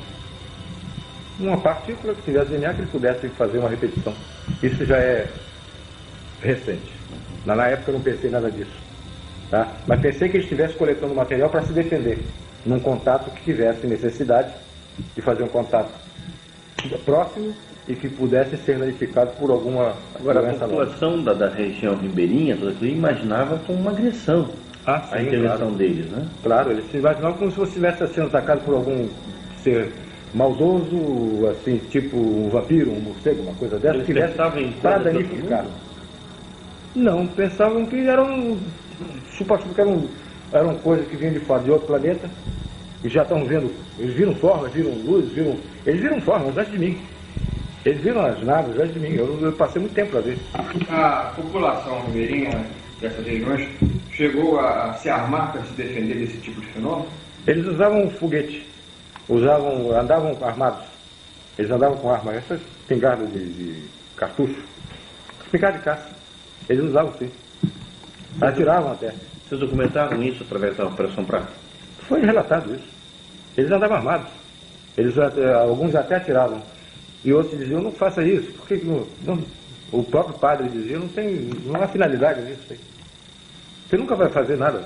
Então, esse que tentou, apontou uma arma, ficou uma semana, 15 dias, dormente, imobilizado na rede. Coronel, essa experiência que o senhor acabou de descrever, teve alguma influência, alguma alteração na sua vida, na sua forma de pensar o mundo? Isso já foi no finalzinho da Operação Prato? Da aeronáutica foi. Até onde a aeronáutica mandou interromper, logo depois, não demorou muito, logo depois ela foi interrompida. Esse relato foi passado ao meu comandante e foi dito como foi a coisa. Depois o filme foi revelado e foi visto no auditório, no auditório do QG. Vários oficiais viram.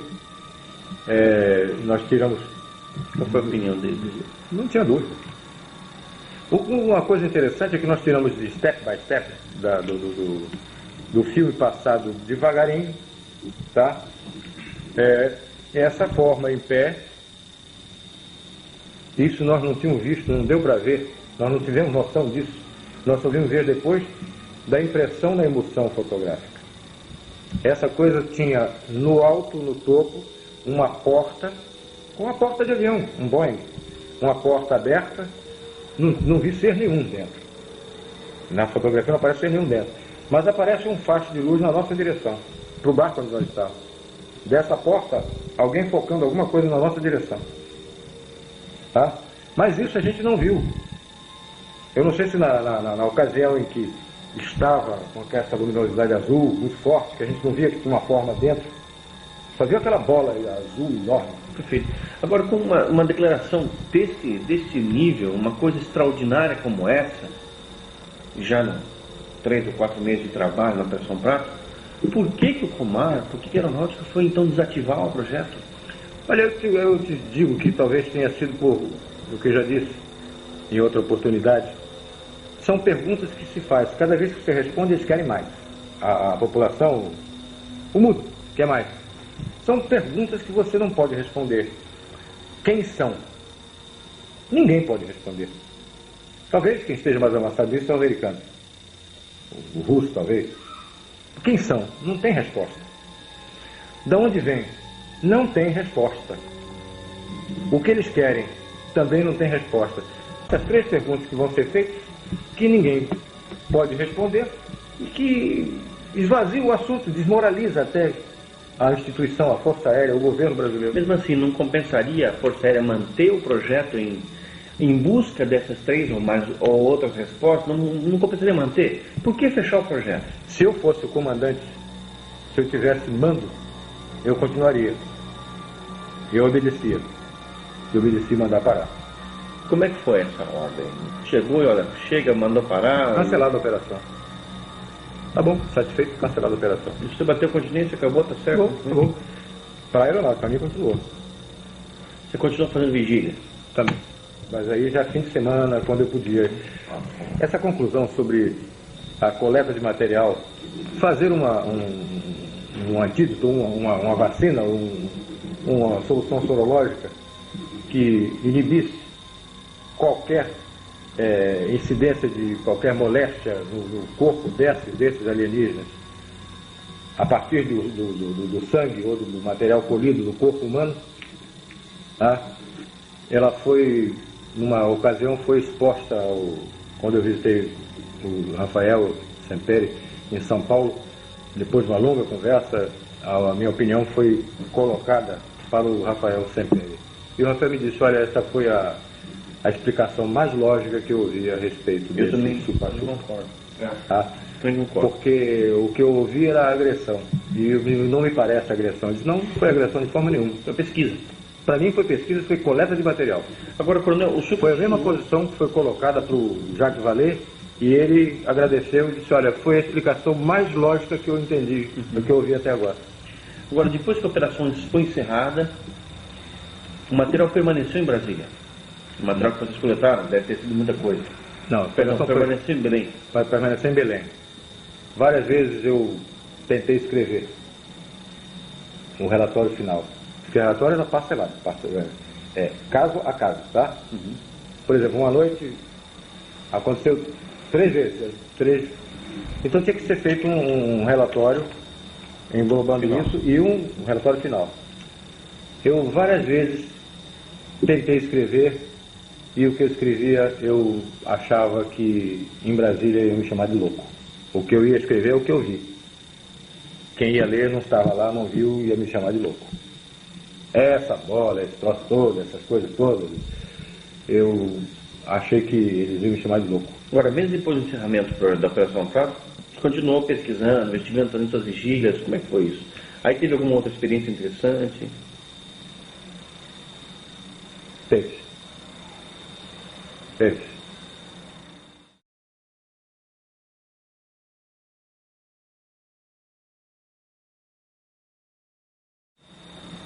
Eu uma vez estava em casa, eu nunca relatei isso não. Estou abrindo para você em altíssima confiança pela tua seriedade. Podemos publicar? Pode. Não repetir. Nunca falei isso para ninguém que autorizasse publicar. Tá? Estou te falando agora. Já estou com 60, daqui a pouco estou com 70, se chegar lá, se não desaparecer antes. Tá? Eu estava em casa, tinha recebido uns livros do Bob Pratt, que eu pedi ao Bob Pratt, que eu estava querendo estudar mais isso, queria entender mais. Vamos fazer um parênteses. O Bob Pratt o visitou durante a Operação Prato? Ou Logo no início. Da Operação Prato? Logo no início da Operação Querendo Prato. informações? Queria conversar comigo. O que ele perguntava? Qual era o interesse dele? Ele queria saber sobre o que tinha ocorrido, porque eles tinham estado na Ilha dos Caranguejos. E eu nem sabia da existência da Ilha dos Caranguejos, do que tinha ocorrido lá. Depois eu mandei verificar o que foi. E que outros ufólogos procuraram para saber a respeito disso, nacionais e internacionais? Mark Berezovsky, General Shoa, vários. Eu me lembro bem de Mark Berezovsky, nem sei, nunca mais mantive contato com ele. Ele é colaborador da revista também. Ele escreveu, ele telefonou para mim, tá? Mas ele queria conversar e não tivemos oportunidade. Eu não consegui falar, não conheço o Berezovsky pessoalmente. Daniel Rebisso? Daniel Rebisso mais tarde, bem mais tarde. Reginaldo Taíde? Reginaldo Taíde esteve em Belém, conversou comigo. Tá? Vários ufólogos me procuraram e um deles, o Bob Pratt, me procurou. Teve um cara da Argentina que eu não sei o nome, tá? O Jacques Vallée depois, bem depois, o Jacques Vallée falou comigo anos depois, tá? Me deu até um livro de presente. E o senhor tinha condição de falar alguma coisa, declarar alguma coisa a esses ufólogos nessa época? O senhor era autorizado? Eu conversava com eles sobre o assunto. Eles viram até algumas fotografias, tá? Conversamos com a palavra oficial da Força Aérea Brasileira, tá? E eu não estou autorizado por ninguém para estar dando opinião de coisa nenhuma. Eu não podia falar. E esses ufólogos mantiveram essas palavras? Mantiveram. E continuaram trocando correspondência com o senhor? Continuavam trocando correspondência. Eu era frequentemente consultado, alguns casos. Logrônio, você sabe do caso de Logrônio?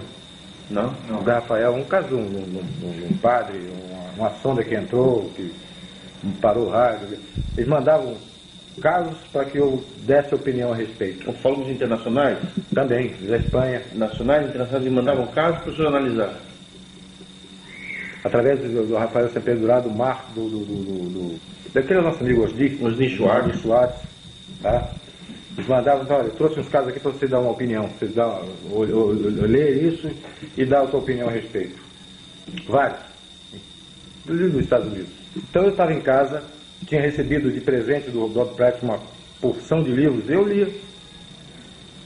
Esses livros procuravam me aprofundar mais em ufologia, em humanoides, aparecimentos, abduções e outras coisas. Eu fui me munindo de mais conhecimento sobre ufologia. Estava interessado, já não tinha mais na Força Aérea. Era assunto meu. E um dia eu tinha colocado numa estante, morava na Vila Militar, bem distante da rodovia. Esse detalhe é importante porque não tinha trepidação de carro. Era uma Vila Militar, passasse era um automóvel, um carro de passeio. Tá? E os livros estavam colocados, empilhados, um em cima do outro, na minha estante. Eu estava deitado e não estava lendo ufologia. Nesse dia eu estava lendo um outro livro, de Rosa Cruz ou maçonaria, eu não me lembro, era mas um livro que não tinha nada a ver com ufologia. E minha filha, essa que está aqui em casa, ela está aqui, ela era pequenininha, estava lendo uma revistinha de criança, na minha cabeceira. Eu estava deitado na cama lendo, e ela estava sentada na minha cabeceira, no chão, e se deslocaram, como se tivesse sido pegados assim a pilha, e se deslocaram coisa e caíram no chão. Inteiros, a pilha inteira, empilhados. Transportados verticalmente, empilhados até o chão. Como se tivesse uma mão embaixo e outra em cima. Isso. Como se pegasse a pilha assim e fizesse isso, foi até o chão. Quando eles bateram no chão, claro que a pilha desmontou. Mas não caíram os livros, eles vieram empilhados até o chão. Bateram no chão e minha filha se assustou. Nem ela que está aqui. Ela se assustou. Mas, pai, que engraçado, ela até a expressão de criança, pai, que engraçado, como é que o livro caiu? Nessa mesma altura do acontecimento, minha mulher estava embaixo, preparando uma madeira das crianças. Eles mamaram até muitos anos. Tá? Ela estava embaixo, preparando uma madeira deles. A mesma coisa aconteceu lá embaixo, só que com uma bandeja onde tinham copos e talheres. A bandeja saiu, minha mulher sozinha lá embaixo. A bandeja saiu voando da pia, voou pela cozinha e caiu. Pum! Não quebrou um copo, mas fez barulho. Eu ouvi aquele barulho de louça caindo e me levantei. Antes disso, eu tinha até brincado. Quando ocorreu, logo que caiu essa pilha, foi logo depois que aconteceu esse troço lá embaixo. Eu até brinquei. Peguei os livros, botei no lugar. Peguei a pilha de livro, botei no lugar, para não assustar minha filha, até brinquei. Disse, vocês estão querendo que eu leia, eu vou pegar um livro aí, vou ler. Abri um livro com uma página qualquer, e fui ler. Logo que eu estou abrindo o livro, aconteceu isso lá embaixo, na minha casa. A bandeja saiu voando e caiu. Pelo barulho, eu pensei que tivesse machucado alguém, que a menor tivesse cortado, porque tinha barulho de louça batendo. Eu tinha uma escada, era no caso, 2 andares, eu ia descendo quando ela vinha subindo com os olhos arregalados. Aí eu não fico mais lá embaixo, não. Eu disse, o que era? Não sei, saiu a bandeja voando e caiu. A bandeja não tinha por que sair da pia. Perfeito. Era onde você coloca o prato todo dia, em copos e não sei o que, toda hora. Ela saiu voando e foi parar no meio da pia, da cozinha. Esse, não entendi. Juntei a bandeja e botei no lugar. Aí levei um copo d'água para minha mulher e tal, tudo bem. Logo em seguida, uns 2 ou 3 dias depois, ela já estava dormindo, eu estava deitado. E estava fazendo uma espécie de desligamento. Fazendo uma mentalização. Estava fora, estava bem desligadão. E era em torno de meia-noite, mais ou menos. Eu estava deitado, minha mulher do meu lado, na cama, e eu estava deitado de lado. Estava deitado assim de lado. De repente, no meu quarto, um clarão muito forte,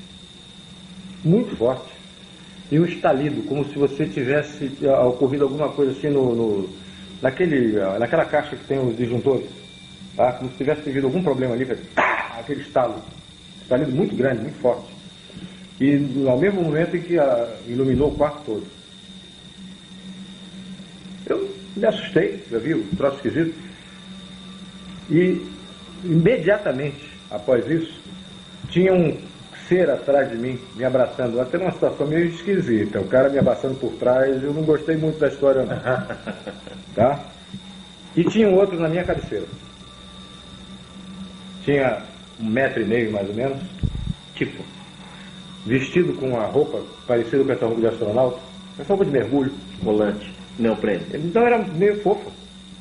Não é colado assim, não. Era um troço que, por exemplo, uma pessoa amada parece gorda dentro daquela roupa. Tá? O rosto não vi, mas era cinza chumbo. Tá?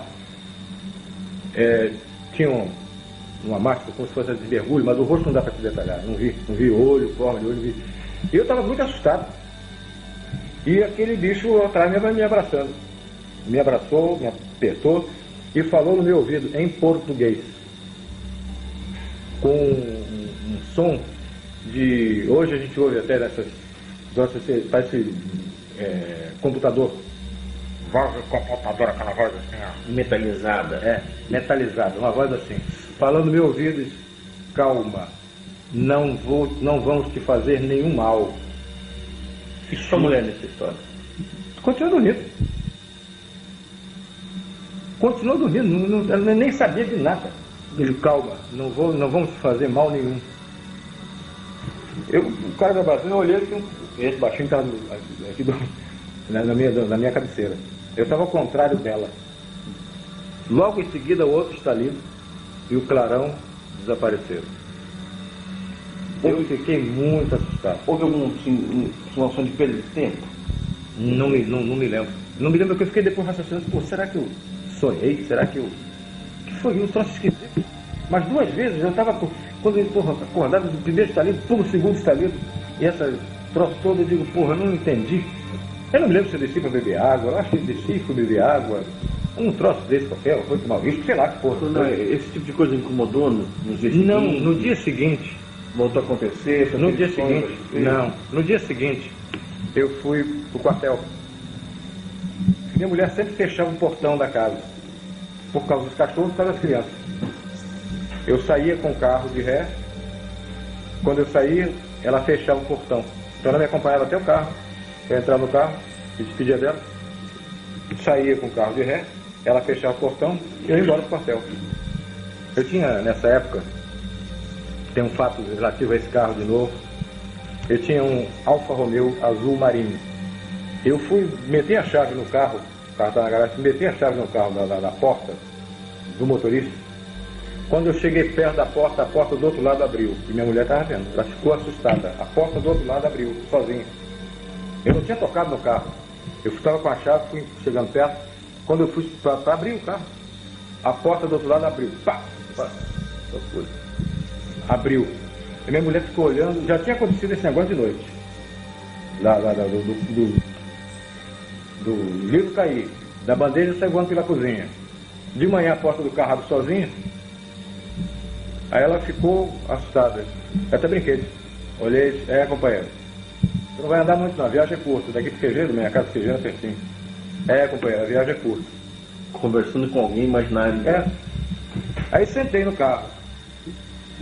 Aí estiquei a mão para fechar a porta. Quando eu estiquei, a porta fechou sozinha. A minha mulher ficou mais assustada ainda. Que coisa é essa? Pum, fechou. Eu saí, fui pro QG. Nós está hasteando a bandeira, estou batendo continência e o meu braço esquerdo coçava muito. Eu doido para parar a bandeira chegar lá no topo e parar o hino, para eu poder coçar meu braço. Eu não podia tirar a mão da pala. Aí o braço coçando, mas com a mão que eu... Quando parou, eu cocei, eu olhei e estava vermelho, esse lugar aqui. Eu te mostrei isso, não? Não. Estava vermelho nesse lugar. Eu olhei, pô, esquisito. Tinha um ponto vermelho e todo em torno assim, cor de rosa. E nesse ponto, esse ponto desde da braço direito, de 77 a 8 pontos no mesmo lugar. Tá? Aqui, ó. Aí, pô, passou, eu vivia com esse troço coçando. Eu estava trabalhando, estava fazendo minhas obrigações lá na minha mesa e tal, coçava esse troço. Aí um dia, por mera curiosidade, eu apertei nesse ponto. Aqui, presta atenção aqui. Quando eu apertei, parece o troço aqui na frente, ó. Olha aqui, ó. Uhum. Olha aqui, ó. E se eu apertar assim, você vai ver que ele aparece aqui no meio, ó. Passa a mão. Tá vendo? Uhum. Como se tivesse uma coisinha de plástico, um pedacinho de plástico aqui, ó. Olha aqui, ó. Fica interessante mesmo. O senhor já fez algum raio-x, algum tipo de... Já não sai nada. Olha aqui, ó. Olha o ponto aqui. Pega nesse ponto aqui. É. Aqui não, na ponta ali. É, eu tô sentindo uma coisa... Parece uma agulha que ficou lá dentro. Uma bem mole, um plástico. Um plástico. Uma agulha de plástico que entrou e ficou. É. E não parece ser veia. Não é. O senhor aparece a ponta ali, ó. Vou apertar uma vez aqui, se aparece isso. Muito estranho. Tá? Vamos fazer uma cirurgia para isso aí. Eu não. Já me aconselharam, não. Escuta só. Eu conversei depois com a equipe, ó. Isso aqui. Os caras ficaram olhando. Aí o Flávio falou, eu tenho a mesma coisa na perna esquerda. Eu acho que era esquerda. Uma das coxas. Ele tinha isso numa coxa. O Flávio, esse súbito, morreu de derrame. Tá? Ele tinha uma coisa dessa na perna esquerda. Mesmo tipo de coisa? Mesma coisa. E os demais? Não, só nós dois. Só eu e ele. E ele já morreu, hein? Pois é. Mas ele morreu primeiro que eu, vai ver ele na frente. Depois eu conversei com um amigo meu, médico. Mostrei, ele disse, esquisito. Vamos ao hospital, vamos ver isso aí. Fizeram a regulagem do raio-x para pegar a pele e tal, não sai nada. Uma vez que eu fui a São Paulo, conversei com o Rafael Semperi do lá. O Rafael tinha metade do apartamento dele, é ufologia. Tinha arquivos, tinha máquina. Hoje está pior, eu imagino. Tá, deve imaginar. Ele chegou e então pegou uma bússolazinha, pequenininha que ele tinha. Ele chegou, vou dar uma olhada aqui. Quando ele colocou a bússola em cima, ela vacilou. Por isso que eu sugiro, pode ser uma evidência física sem precedência na coisa. Tá? Ele chegou, colocou, ele fuma cachimbo, né? E ouve muito mal, ele ficou assim, então... Deixa eu ver isso aí. Eu quando mostrei, olha aqui, ó, aparecendo. Uhum. Aí ele chegou, pegou uma bússolazinha pequenininha, parecia uma latinha de pomada. Uhum. Ele botou aqui em cima, a bicha tum, variou. Ele disse, Holanda, isso aí é um troço que eu nunca tinha visto. Conversei com o médico, mandou eu fazer a pesquisa radiológica, isso aí não aparece nada. Aí eu conversei, falei até com o Rafael, eu vou mandar abrir a pele aqui e ver o que é. Rafael, se eu fosse você, não faria não. Deixa como está. Está te prejudicando? Não.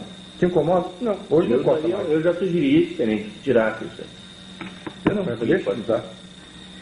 O senhor entende que o governo brasileiro continua fazendo pesquisas ufológicas, seja na Amazônia, seja em algum outro lugar, a respeito desse fenômeno? Pesquisa como determinação, como programa, não. Não acredito. Não tenho nenhuma informação a respeito. Primeiro porque eu estou fora. Estou na reserva. Tenho muito pouco contato, a não ser financeiro, com o Ministério da Aeronáutica. Tá? Tenho amigos lá, mas eu nunca ouvi falar disso.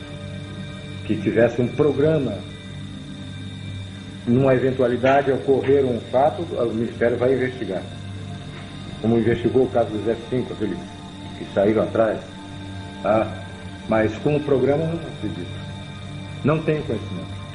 Mas o senhor acha que deveria, então, haver um programa desse tipo mantido pelo governo brasileiro de pesquisa? A minha opinião pessoal, eu acho que sim. Se eu fosse comandante, se eu fosse mando na Força Aérea Brasileira, eu faria sim. Eu já tenho minhas razões pessoais. Mas mesmo que eu não as tivesse, se eu fosse comandante, eu mandaria sim. O que o senhor imagina que foi feito da Operação Prato, dos documentos? Acho que estão arquivados, sem dar muito valor a isso. Não tive conhecimento de nenhuma repercussão disso no Ministério da 500 fotografias, dezenas de filmes. Não foram 500 fotografias para eles. Foram as fotografias contidas no relatório. Alguns negativos. A maioria ficou no comando. Em Belém. Existe alguém lá, que o senhor sabe, que esteja tomando conta desse material? Ele está guardado no segundo comando e você não vai obter nada a respeito disso. Ninguém abre isso. Tem alguém tomando conta, alguém cuidando, mantendo isso aqui? A minha seção, com a qual eu pertenci, fica guardado, mas você não terá sucesso nenhum. Ninguém abre, nem Brasília, nem Belém. Os meus filmes, os 4 filmes que foram feitos, filmes de filmadora, te falei que foram mais de 500 fotografias. Mas os filmes foram feitos 4. Um era do Ministério da Aeronáutica. 3 eram meus. Os 4 foram para o Ministério da Aeronáutica, eu nunca tive meu de volta. Os outros foram comprados com meu dinheiro, foram feitos por mim, e a Aeronáutica nunca me devolveu. O senhor nunca pensou em guardar um souvenir desse material? Não, veja bem, eu lhe falei, a Força Aérea foi e é a minha vida. Eu adoro a Força Aérea Brasileira, muito mais quando estava lá dentro. Tá? Hoje eu fico de fora, vendo como é que meus companheiros, os que me sucederam, como é que estão fazendo com ela, para que ela prospere, para que ela progrida, para que ela se engrandeça.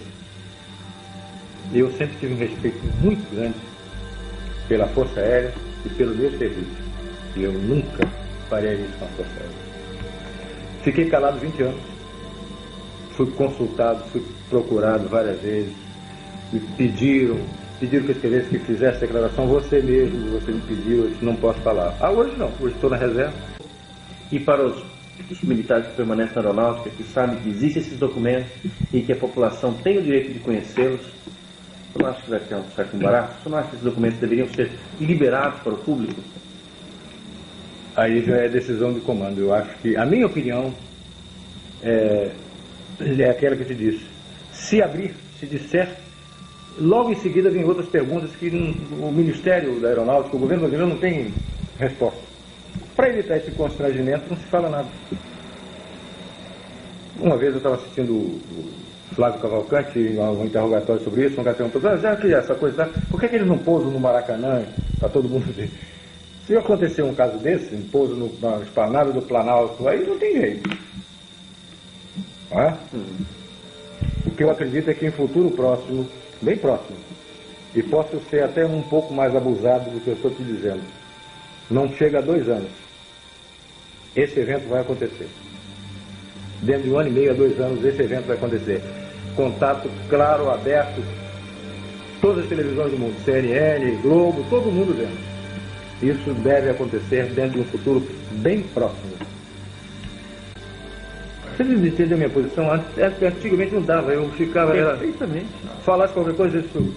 A primeira coisa que chegava o ministro, se chegasse a público, na televisão, se eu tivesse o desplante chegar na televisão e dizer, eu vi porque não sei o que, alguma coisa assim.